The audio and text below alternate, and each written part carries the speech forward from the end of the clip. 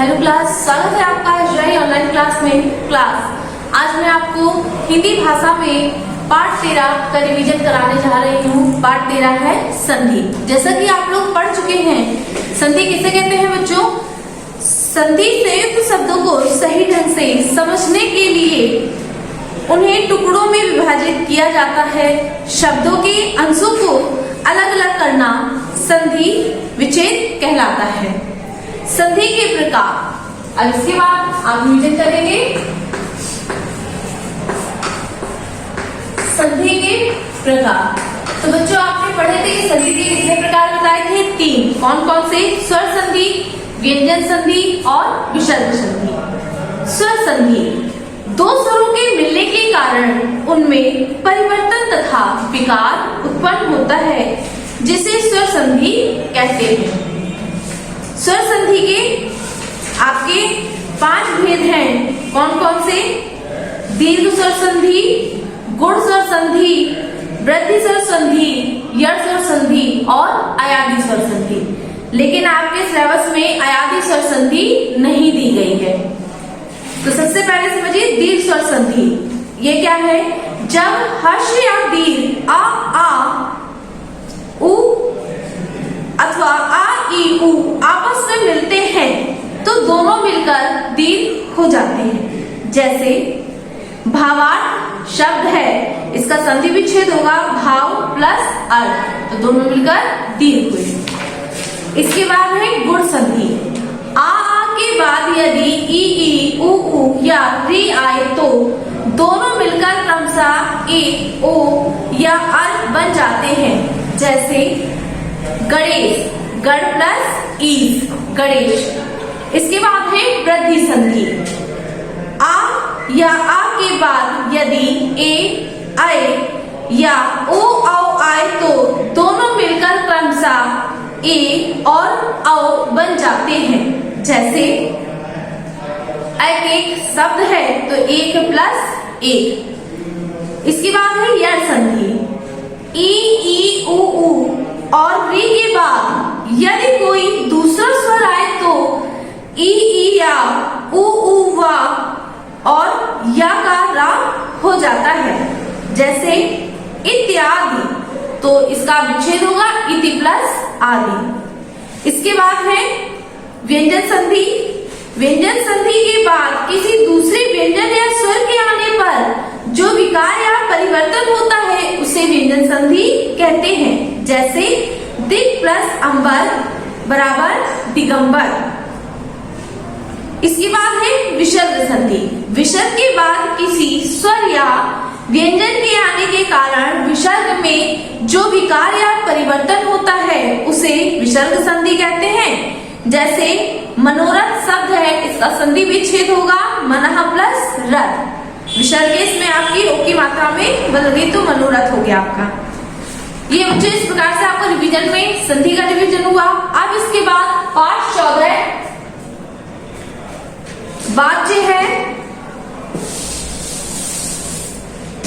पाठ 14 वाच्य, इसका रिवीजन करिए। वाच्य की सबसे पहले परिभाषा देख लीजिए। वाच्य है क्या? कि क्रिया का वह रूप जो यह बोध कराता है कि क्रिया का प्रधान विषय कर्ता है, कर्म है अथवा भाव है, उसे वाच्य कहते हैं। वाच्य के भेद, वाच्य के 3 भेद होते हैं। कौन कौन से? कर्तवाच्य, कर्मवाच्य, भाववाच्य। कर्तवाच्य, इन वाक्यों में अक्षय और हिरण शब्द कर्ता होता है। जैसे अक्षय केला खाता है, यह एक आपका पूरा वाक्य है, तो इसमें अक्षय और हिरण क्या है? कर्ता है। खाता है, दौड़ते हैं, क्रिया कर्ता के अनुसार प्रयोग हुई है। हम कह सकते हैं कि इन वाक्यों में कर्तवाच्य क्रिया का रूप है। इस प्रकार यह स्पष्ट है कि कर्तवाच्य में क्रिया के लिंग, वचन तथा पुरुष कर्ता के अनुसार होते हैं। इनमें कर्ता की प्रधानता होती है। कर्मवाच्य, कर्मवाच्य में 2 वाक्य है। जैसे सोनिया के द्वारा सितारा बजाया जाता है। इसके बाद नेक्स्ट है बुआ के द्वारा भोजन बनाया गया। तो इन वाक्यों में बजाया जाता है और बनाया गया इनका संबंध सितार और भोजन के कर्म से है, इसलिए इन वाक्यों में कर्मवाच्य है। यह सिद्ध होता है कि कर्मवाच्य में क्रिया के लिंग वचन तथा पुरुष कर्म के अनुसार होते हैं। इनमें कर्म की प्रधानता होती है। भाववाच्य जैसे सुनील से दौड़ा नहीं जाता, देव से खेला नहीं जाता। इन वाक्यों में नहीं के भाव से क्रिया का संबंध है, अर्थात भाव ही प्रधान है, इसलिए ये भाववाच्य हैं। इस प्रकार से यह स्पष्ट है कि भाववाच्य में क्रिया के भाव की प्रधानता होती है। ऐसे वाक्यों में क्रिया हमेशा ही पुल्लिंग, एक वचन तथा अन्य पुरुष की होती है। इसकी बात है कर्मवाच्य तथा भाववाच्य में अंतर। अब इन दोनों में अंतर क्या है? पहला पॉइंट है कर्मवाच्य में जा का प्रयोग वैकल्पिक रूप से होता है, परंतु भाववाच्य में इसका प्रयोग अनिवार्य रूप से होता है।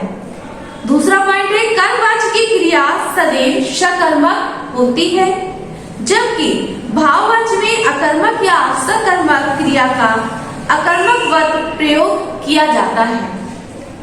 तीसरा बिंदु है कर्मवाच्य में कर्म निश्चित रूप से रहता है, भाववाच्य में कर्म कभी नहीं रहता। वाच्यों की पहचान, कर्तवाच्य की पहचान कैसे होती है? कर्ता के साथ ने विभक्ति होती है, परंतु कभी कभी कर्ता बिना विभक्ति के भी होता है। कर्मवाच्य कर्ता के साथ से या के द्वारा विभक्ति होती है तथा क्रिया सकर्मक होती है। भाववाच्य कर्ता के साथ से या के द्वारा विभक्ति होती है, क्रिया हमेशा अकर्मक होती है, क्रिया का रूप हमेशा एक वचन पुल्लिंग तथा अन्य पुरुष होता है।